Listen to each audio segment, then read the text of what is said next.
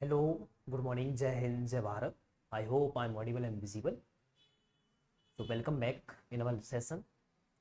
तो इस सेशन में हम हमारे लेक्चर को आगे बढ़ाएंगे और इस लेक्चर में हम मेजरली बात करेंगे प्लेट टेक्टोनिक थ्योरी के बारे में। ओके, अब आपको ये जानना है कि डिफरेंस, मैंने आपको इससे पहले के लेक्चर में बता ही दिया था कि what is the difference between plate tectonic theory and hypothesis. Okay, तो हाइपोथेसिस में और थ्योरी में अंतर क्या होता है, मैंने आपको ये बता दिया था।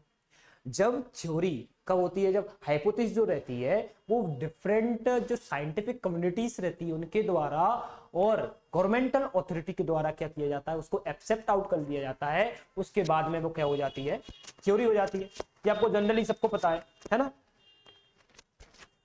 अगर हम बात करें अब सिंपली पीछे का थोड़ा रिकेप करके, तो पीछे हमने पढ़ा था कि भाई जो वैगनर था, तो वैगनर ने कॉन्टिनेंटल ड्रिफ्ट हाइपोथेसिस दिया।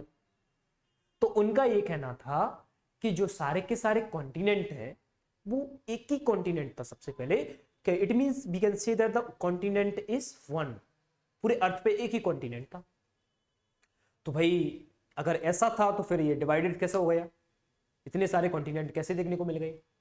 तो इसका मेन रीजन एक ही है, कॉन्टिनेंटल ड्रिफ्ट थ्योरी। ओके, उन्होंने बताया कि जो कॉन्टिनेंट है वो अभी भी ऐसी प्रक्रियाएं चल रही है कि कॉन्टिनेंट एक दूसरे से दूर जाते जा रहे हैं।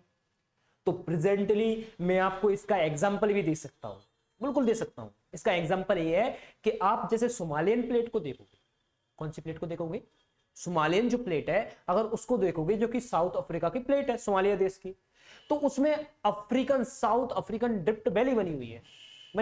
तो उसमें देखने को मिल रहा है कि जो प्लेट है उससे क्या हो रही है, एक्सटेंड हो रही है, मतलब उस कॉन्टिनेंट से दूर जाती जा रही है। अब देन कॉन्टिनेंट से दूर जाती जा रही है, इसका मतलब किसी और कॉन्टिनेंट की ओर बढ़ रही है ना। और आपने ये भी सुना होगा कि जो हिमालय है उसकी भी ऊंचाई बढ़ती जा रही है। हर साल इसकी ऊंचाई बढ़ती है, कुछ सेंटीमीटर में इसकी ऊंचाई बढ़ती है। इट मीन्स कि जो प्रोसेस है, जियोमॉर्फिक प्रोसेस है इंटरनल पार्ट ऑफ द अर्थ में, अभी भी कंटिन्यूअसली होती जा रही है और ये रुकने का नाम नहीं लेगी till the end of the earth, till the end of the universe. अब ये तो किसी को पता नहीं कि भाई अर्थ और यूनिवर्स का जो एंड है वो कब होगा। मेजरली क्या होता है कि वेस्टर्न जो कंट्रीज है वो लोग बहुत ज्यादा शोधन करते हैं इनके ऊपर, बहुत ज्यादा रिसर्च करते हैं इसके ऊपर। तो उनकी रिसर्चेस से हमको पता चलता है।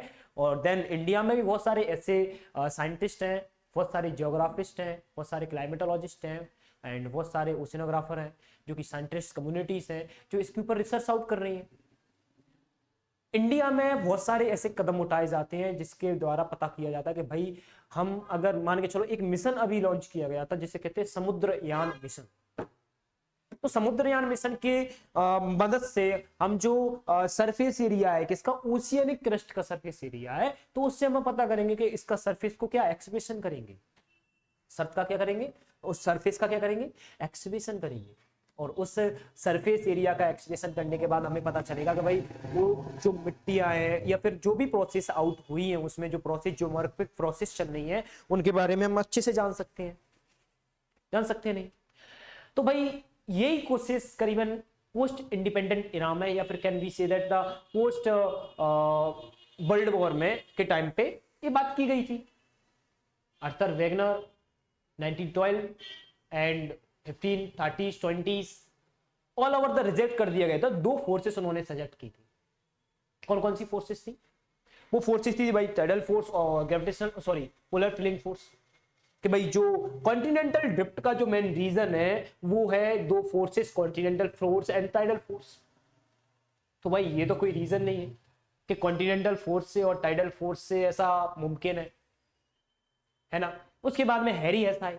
हैरी हेस कौन थे, वो एक जर्मन जो सबमरीन थी उसमें होते हुए जापान की ओर जा रहे थे। उन्होंने पता किया कि उसमें जो सबमरीन थी उसमें एक डिवाइस लगा हुआ था। उस डिवाइस का नाम था इको साउंडर डेप्थ रिकॉर्डर। क्या नाम था उसका, इको साउंडर डेप्थ रिकॉर्डर। मैं आपको इस क्यों बता रहा हूं इसके बारे में, because we should have to recap our lecture. जो हमारा पुराना लेक्चर था उनको हमको रिकेप करना चाहिए, जिससे हमको अब मदद मिलने वाली है इस लेक्चर में। मेजरली इस लेक्चर का ऑब्जेक्टिव ये है कि आपको प्लेट टेक्टोनिक थ्योरी से रिलेटेड जितना भी डाउट है वो आपका फुलफिल हो जाएगा। आज पूरा का पूरा डाउट, जो भी आपको डाउट है वो इस लेक्चर के बाद नहीं रहे, है ना। तो इस लेक्चर में जनरली हम बात करेंगे प्लेट टेक्टोनिक थ्योरी के बारे में, बट बिफोर इट अर्थर होम, हैरी हेस एंड वेगनर के जो उन्होंने जो काम किया है उसके ऊपर में भाई बहुत अच्छा था, शानदार था, वाह बहुत अच्छा किया था उन्होंने। बट उस टाइम में जितने भी साइंटिस्ट थे उन्होंने उसको एक्सेप्ट करने से मना कर दिया, अब वो कारण जो भी हो। लेकिन उसके बाद में कुछ और साइंटिस्ट आए जो कि मॉडर्न थ्योरी को उन्होंने बनाया, जिसे कहते हैं प्लेट टेक्टोनिक थ्योरी, जैसे मॉर्गन है, विल्सन है और कौन है, विल्सन। तो ये कुछ और साइंटिस्ट थे जो लोग आए और बताया इन लोगों ने कि भाई हम एक थ्योरी के बारे में, अब एक टाइम आ चुका है कि हम एक नई थ्योरी रखें। लेकिन जो एविडेंस इनको मिले हुए थे वो पुराने जो व्यक्ति थे, पुराने जो साइंटिस्ट थे, पुराने ज्योग्राफर थे, उन्हीं से एविडेंस मिले हैं और कहीं से नहीं मिले हैं, समझ रहे हो। तो on the basis of the plate tectonic theory it is divided into two parts. ये दो भागों में, करीबन दो भागों में ये प्लेट टेक्टोनिक थ्योरी बटी हुई है। कितने भागों में बटी हुई है? दो भागों में बटी हुई है। अब वो दो भाग कौन से हैं? एक है स्टैटिक जिसे कहते हैं geometric, and the second is kinematic dynamic. ठीक है, दो एरिया में हमने इसको सिंपली डिवाइड आउट किया है, आपको बस इतना समझना है। ठीक, कितने एरिया में किया है? टू एरियाज में हमको इसको डिवाइड आउट किया है। अब आपको इसको समझना क्या है, जो फर्स्ट पोर्शन है स्टैटिक, जिसे कहते हैं हम स्टैटिक, जो पोर्शन है ज्योमेट्रिक। तो you also aware about the slabs, ice slabs, बर्फ की सिल्लियां। तो उन्होंने बताया कि भाई सबसे पहले अगर स्टैटिक पोर्शन को देखें तो भाई हमको पता चलता है कि जो अर्थ का लिथोस्फीयर है उनको अगर हम स्लेब में बांटे तो वो एक दूसरे से दूर जाते जा रहे हैं। Can be say that the continent is going from the point two divergent mode, divergent type में जा रहे हैं, डाइवर्स कर रहे हैं एक दूसरे से। क्या कर रहे हैं? डाइवर्स कर रहे हैं। अब सिंपली आपको एक चीज को नोटेड डाउट करना है कि जो डाइवर्जेंट हो रहा है उसके रीजन क्या है, what is the reason behind it. तो one of the most famous fellow, you also know that his name is Arthur होम। तो अर्थर होम ने बताया था कि अर्थ के इंटीरियर पार्ट में एक कौन सी धारा चलती? कन्वेक्शनल करंट चलता है। कौन सा चलता है? कन्वेक्शनल करंट चलता है। एंड कन्वेक्शनल करंट से हम ये जानकारी मिला सकते हैं कि भाई कन्वेक्शनल करंट ही एक रीजन है अर्थ में एक काइनेटिक एनर्जी को पेश करने का। What is kinematic? Kinematic means जो अर्थ का सरफेस है, अर्थ का प्लेट्स है, वो मोशन में है। किसमें है? मोशन में। तो इससे हमको पूरी जानकारी मिल जाती है इस चीज की। ठीक है, अब चलिए अकॉर्डिंग टू बुक चले, अकॉर्डिंग टू नोट्स चले। ओके, और इसके बीच में जो भी चर्चाएं होंगी हम बकायदा करेंगे इसके बारे में। Okay, there is no any type of doubt which is left. मैं ऐसा कोई डाउट नहीं चाहता जो कि इस क्लास से रिलेटेड कोई लेफ्ट हो। Then you should have to provide all the information about it. इसके बारे में आपको पूरी की पूरी इंफॉर्मेशन प्रोवाइड कर दी जाएगी। Then all the portion is also uploaded on the Telegram group. You have to join the Telegram group and in description मैं उसको मेंशन आउट कर दूंगा। ठीक है, जो हमारे टेलीग्राम लिंक है उसे। ठीक है, चलिए तो without wasting our time let's do. So time था कि भाई 1960s का था। वेगनर, अर्थर होम, हैरी हेस, बहुत अच्छा किया था इन लोगों ने। इसके बाद में मैथ्यूज वाइन ने ये पिलियोमैग्नेटिक स्टडी इन लोगों ने की थी, इसको भी क्या कर दिया गया था? रिजेक्ट आउट कर दिया गया था। But geologist Morgan, Wilson and picture, ये कुछ जियोलॉजिस्ट थे, इन लोगों ने क्या किया कि भाई बताया कि अब समय आ गया है कि हम इस थ्योरी पे कंप्रेहेंसिव स्टडी करें। क्या करें? कंप्रेहेंसिव स्टडी करें। देन उन्होंने बताया प्लेट टेक्टोनिक थ्योरी के बारे में। क्या बताया? प्लेट टेक्टोनिक थ्योरी के बारे में। देन मैंने आपको बता दिया ऑलरेडी, क्या बता दिया है कि प्लेट टेक्टोनिक थ्योरी को मैंने डिवाइड आउट किया है टू पार्ट्स में। कितने पार्ट्स में? टू पार्ट्स में। ओके, तो आप देख सकते हो प्लेट टेक्टोनिक थ्योरी को मैंने टू पार्ट्स में बांटा है। प्लेट टेक्टोनिक थ्योरी को एक बांटा है स्टैटिक या ज्योमेट्रिक पोर्शन में, देन सेकंड बांटा है मैंने काइनेमेटिक पोर्शन में। Okay, is there any doubt? दो पोर्शन में मैंने बांटा है, एक है स्टैटिक पोर्शन, एक काइनेमेटिक पोर्शन। ओके, तो सबसे पहले बात करेंगे अगर स्टैटिक पोर्शन की, तो we also know that it is a interior part of the earth. अगर interior part of the earth को देखोगे तो इसमें मैग्मा फ्लो करता है due to the convectional current theory. You also know about that, Arthur Holmes given this. What is convection current? Convection current, just we can say the convection जो संवहन धाराएं हैं वो बहती रहती हैं in the form of magma in the interior part of the earth। Interior part of the अर्थ में magma के फॉर्म में ये धाराएं बहती हैं। ठीक है, तो ये जो एरिया है ये दुर्बलता मंडल है, जिसे कहते हैं हम एस्थेनोस्फीयर कहते हैं। तो एस्थेनोस्फीयर जो एरिया है ना, majorly we can say that ये डिफॉर्मेबल है। कैन वी से दैट कि भाई हम उसको जैसा शेप दे सके वैसा दे सकते हैं। ठीक है, मिट्टी जो रहती है मिट्टी रहती है। आप इसका एग्जांपल टूथपेस्ट से ले लीजिए, टूथपेस्ट से ले लीजिए इसका एग्जांपल। तो टूथपेस्ट को आप दबाओगे तो जो पोर्शन रहेगा इधर चला जाएगा। इट मींस जो डेंसर एरिया आएगा तो वो कम हो जाएगा और मेजरली पोर्शन में पहुंच जाएगा। जैसे ही मेजर पोर्शन में पहुंचेगा तो we can say that there is a lap in between. Wait for a minute, there is a one call, an important call, you should have to write down it.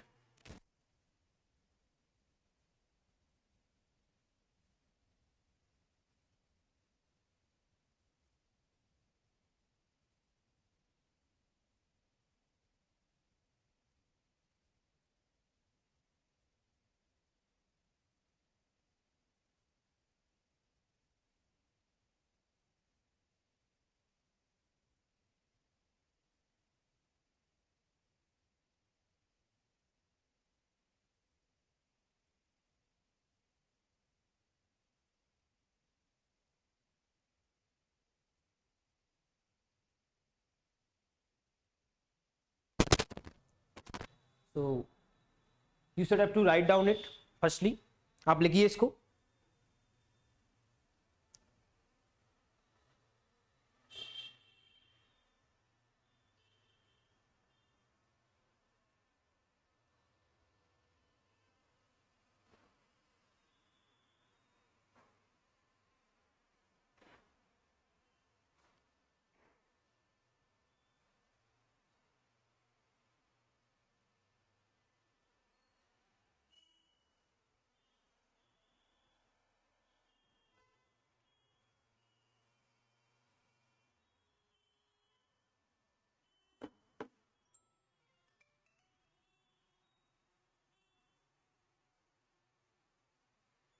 चलिए, अब मैंने एक चीज बता दी थी आपको। क्या बता दी थी?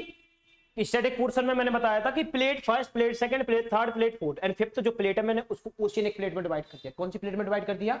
ओशियनिक प्लेट में डिवाइड कर दिया। आपको इस चीज को मेजरली ध्यान में रखना है। ठीक है, देन लिथोस्फीयर जो प्लेट है, कैन बी से दैट कि भाई वो रिजिड है और सॉकी स्लिप से बनी हुई है, रॉकी स्लिप से बनी हुई है। अब मैं इसको थोड़ा और डिवाइड कर देता हूं। ठीक है, स्टैटिक जो पोर्शन है उसको डिवाइड कर देता हूं मैं टू पार्ट्स में। एक पार्ट में करूंगा एक on the basis of the nature and एक साइज में करूंगा on the basis of the size.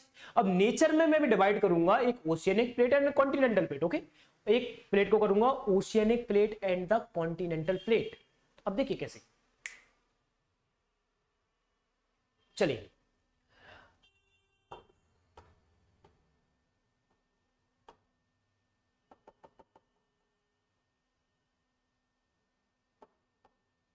देखिए, ऑन स्टैटिक पोर्शन है नेचर के बेस पे, साइज के बेस पे। तो नेचर के बेस पे मैंने ओशियन को किया है। तो ओशियन में आप देखिए ओशियन कैसी रहती है? थिन।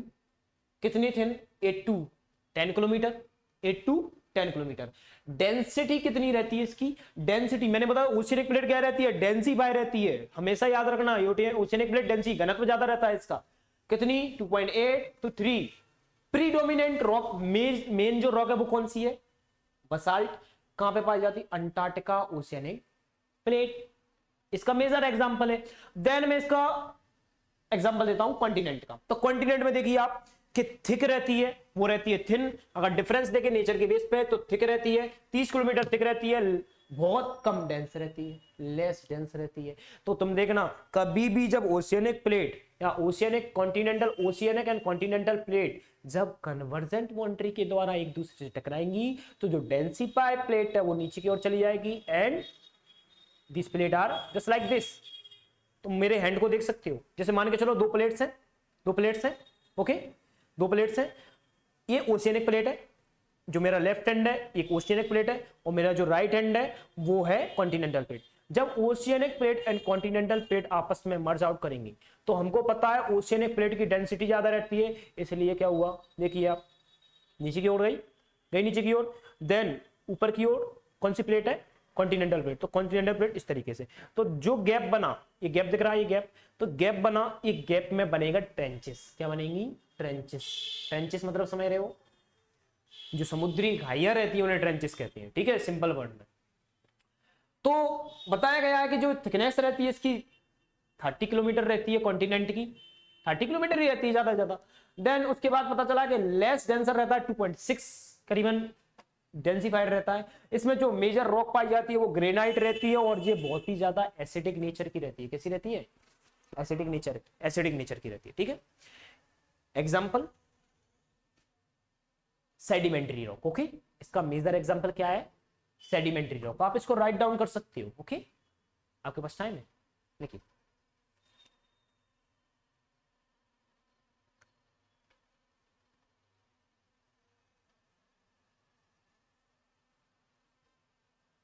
चलिए, ओके आगे बढ़ते हैं। अब मैंने जैसे नेचर के बेस पे एक को बता दिया, अब मैं देखूंगा साइज के बेस पे। कौन सी बेस पे, साइज के बेस पे। देन देखते हैं, तो साइज के बेस पे मैंने इसको डिवाइड किया है, हमने इसको डिवाइड किया है माइक्रो एंड मैक्रो रीजन में। किस किस रीजन में किया है, माइक्रो और मैक्रो रीजन में इसको डिवाइड आउट किया है। तो देखो सबसे पहले माइक्रो रीजन, तो इसमें माइक्रो में जो प्लेट्स है वो करीबन 14 to 15 है और मोस्टली प्लेट्स हैं। तो सबसे पहले जो मेजर प्लेट्स है मैं उनको देख लेता हूं। माइनर प्लेट में मेजर जो मेजरली पूछी जाती है उनके बारे में, जनरल जॉन डिफुका प्लेट है, नाज़का प्लेट है, कैरिबियन प्लेट है, फिलिपाइन प्लेट है, कोकोस प्लेट है। तो इन प्लेटों को आप याद रख लेना जो माइनर प्लेट्स हैं, ठीक है। अगर मेजर प्लेट की बात करें तो 7 मेजर प्लेट्स हैं, ओके, उसमें से एक ओशियनिक प्लेट भी है, याद रखना। तो सबसे बड़ी प्लेट है, आपने सुना हो उस प्लेट का नाम, पैसिफिक प्लेट। तो देखिए नॉर्थ अमेरिकन प्लेट है, एक साउथ अमेरिकन प्लेट है, अफ्रीकन प्लेट है, यूरेशियन प्लेट है, इंडो ऑस्ट्रेलियन प्लेट है और पैसिफिक प्लेट है। तो ये जो प्लेट्स हैं ये डिफाइन आउट करती हैं जो साइज के बेस पे, ठीक है। इन प्लेट्स को आप राइट डाउन कर लीजिए, ये आपके लिए बहुत इंपॉर्टेंट पोर्शन है। चलिए अब आगे बढ़ते हैं, और आगे बढ़ते ही हमको थोड़ा पता करना है कि भाई जो प्रोसेसेस होती हैं वो कैसे होती हैं, काइनेमेटिक डायनेमिक, ठीक है। तो काइनेमेटिक डायनेमिक का मतलब क्या होता है कि plate are in motion. Plate कैसे में रहती है, मोशन में रहती है। मोशन गिव द वर्थ, किसको वर्थ देता है, जियो फिजिकल जो फिनोमेनास रहते हैं उनको वर्थ देता है। उसके बाद में जैसे कौन कौन से जियो फिजिकल फिनोमेनास हैं, कौन कौन से जियो फिजिकल फिनोमेनास हैं, और फिनोमेनास मतलब क्या होता है, परिघटनाएं। परिघटनाएं मतलब कोई इवेंट्स नहीं, इससे आज तो इवेंट्स तो नहीं है भाई। देखो हम पर्सपेक्टिव, ज्योग्राफी का पर्सपेक्टिव नहीं देख रहे हैं, आपको अंडरस्टैंड आउट करना है कि इवेंट की ही हम बात कर रहे हैं। सडनली जो हैपन हो जाए उसे क्या कहते हैं, earthquake. Suddenly release of energy, earthquake. What is earthquake, suddenly release of energy. Then what is volcano, तो वोल्केनो का पोर्शन एंड अर्थ क्यूब का पोर्शन ये एक फिनोमेनास ही है। क्या है, एक फिनोमेनास। तो इनको भी आप राइट डाउन कर लीजिए, काइनेमेटिक वो पहला portion, and then be also divided into 2 parts, convergent boundary, divergent boundary. इसका मैं एग्जांपल आपको बना के दे देता हूं, ओके। चलिए तो मैं बनाता हूं यहां पे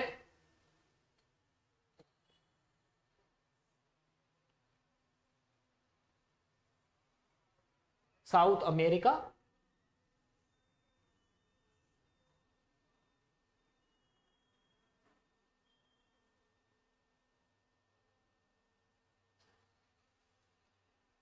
एंड साउथ अफ्रीका।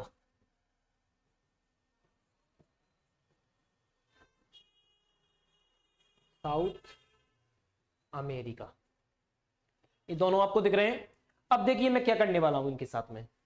मान के चलो ये पोर्शन है, according to the Wegener, Wegener ने क्या बताया था, उसके एविडेंस में बताया था कि कॉन्टिनेंटल एज इज मैच। चलो देखते हैं, मिला के देखते हैं, मिला के देखिए, चलो मिला के देखते हैं। ओ माय गॉड, ये तो बिल्कुल सही कह गया वेगनर ने, तो बिल्कुल सही कहा है। इसका मतलब वेगनर ने तो बिल्कुल सही कहा है कि कॉन्टिनेंटल की जो पोर्शन है वो क्या कर रही है, मैच आउट कर रही है, बिल्कुल कर रही है। अब इसी में आप समझ लीजिए काइनेमेटिक बेस पे divergent, convergent and transform boundary क्या होती है, ओके। तो इससे क्या हो गया, आपका क्लियर हो जाएगा ये। तो देखिए मैं अगर इसको ये साइन दे दूं और इस पोर्शन को फिर से सिलेक्ट आउट कर लूं, देन जब ये बाउंड्री एक दूसरे से दूर जाएगी, क्या करेगी ये बाउंड्री, एक दूसरे से दूर जाएगी, तो उसे हम कहेंगे, जब बाउंड्री एक दूसरे से दूर जाएगी तो हम उसे कहेंगे डाइवर्जेंट। क्या हो रहा है, अब डाइवर्जेंट हो रहा है, ठीक है, क्या हो रहा है, डाइवर्जेंट हो रहा है। सेम टाइम अगर इसके पास में आ रही हो ये बाउंड्री, क्या हो रही हो, पास में आ रही हो, तो उसको क्या कहेंगे हम, अगर ये बाउंड्री पास में आ रही तो इसको कहेंगे कन्वर्जेंट। क्या कहेंगे, बाउंड्री का कन्वर्जेंट हो रहा है, ठीक है, मिलेंगी बाउंड्री मिलेंगी। देन एक और तीसरी जो पोर्शन है उसको मैं बता दूंगा आपको, वो है जैसे मान के चलो इस टाइप का मान लिया अपन, तो इसको मैं फिर से सिलेक्ट आउट करता हूं, अब देन रब्ड हो रही है क्या, ये होती है ट्रांसफॉर्म। क्या होती है, ट्रांसफॉर्म। तो there is 3 type of boundaries which is divergent, convergent and transform boundary. तो आपको इसका एग्जांपल भी मिल चुका है, आप इन बाउंड्रीज को राइट डाउन कर लीजिए। और इसमें इन बाउंड्रीज की वजह से क्या होता है, बहुत सारे ज्योग्राफिकल फिनोमेनास होते हैं। कौन कौन से ज्योग्राफिकल फिनोमेनास होते हैं, सबसे पहला आइलैंड का निर्माण होगा, वोल्केनो, अर्थक्वेक की वजह से क्या हो सकता है, लैंडस्लाइड हो सकता है। लैंडस्लाइड का कारण क्या बन सकता है, चॉपिंग द फॉरेस्ट बन सकता है, ये भी रीजन है। सुनामी का बड़ा कारण बन सकता है, देखना तुम वेव्स वगैरह उठ जाती हैं, वेव्स है, एंड टाइड्स है, ओशियनिक जो क्रेस्ट है उसमें। ओके ओके, बना लीजिए आप, इसको लिखिए।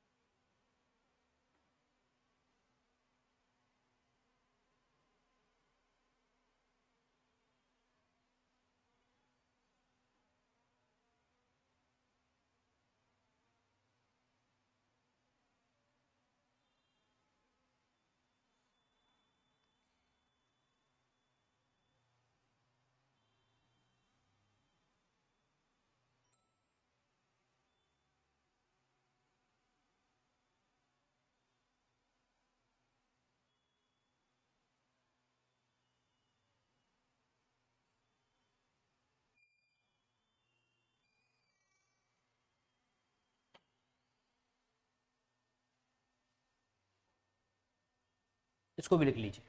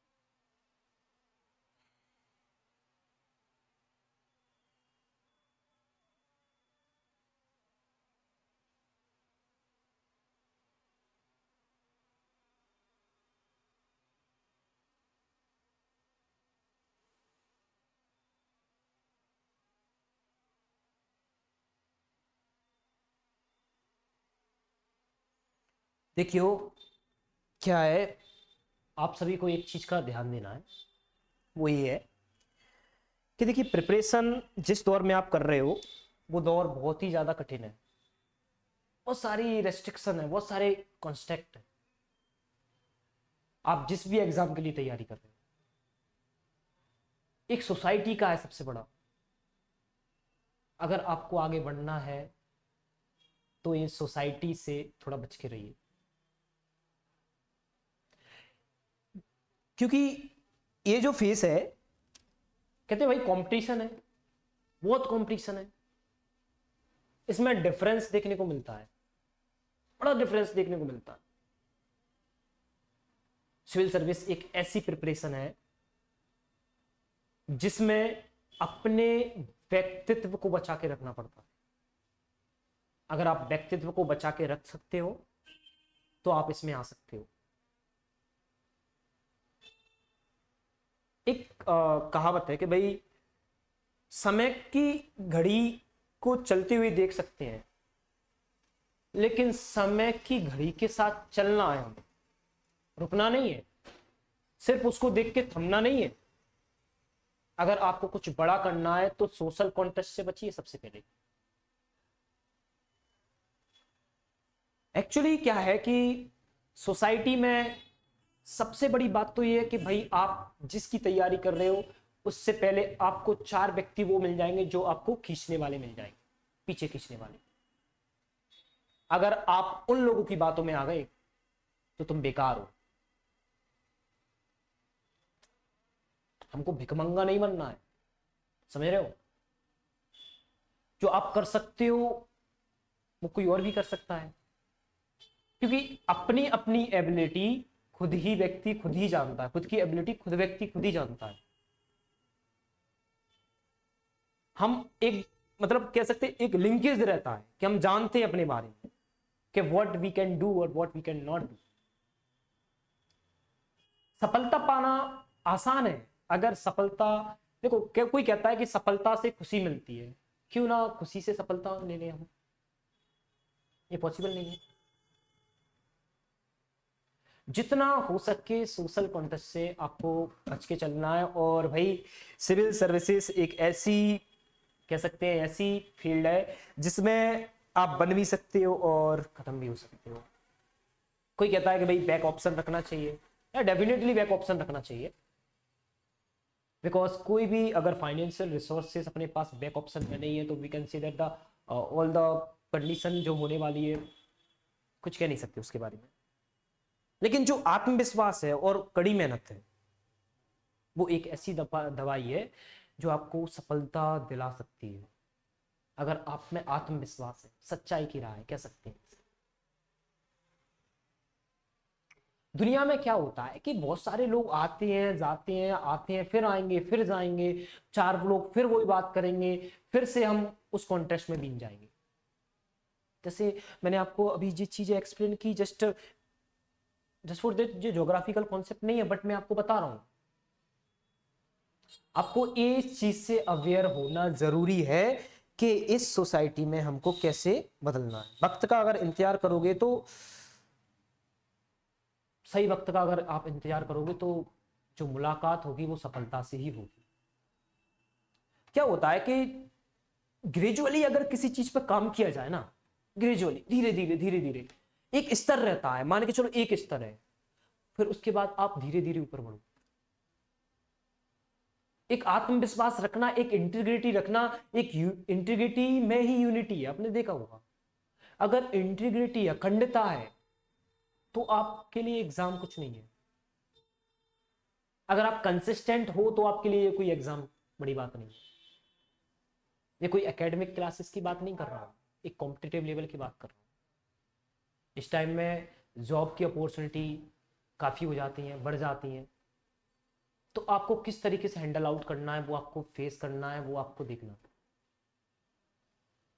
Because social contrast always always ever time